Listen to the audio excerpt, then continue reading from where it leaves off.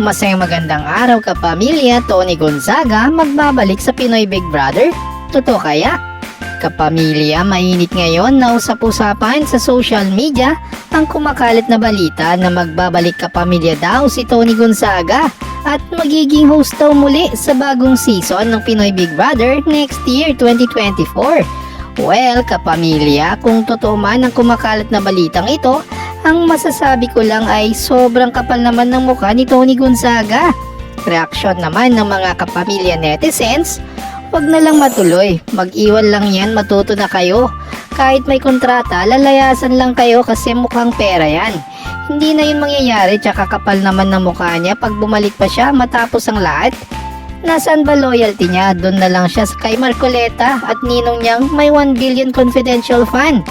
Kapag ito talaga bumalik sa ABS-CBN, sana wag na lang manood mga shows boycott. Wag na po, Tony. Masaya na kami wala ka. Kaya naming masaya without you. Sorry po.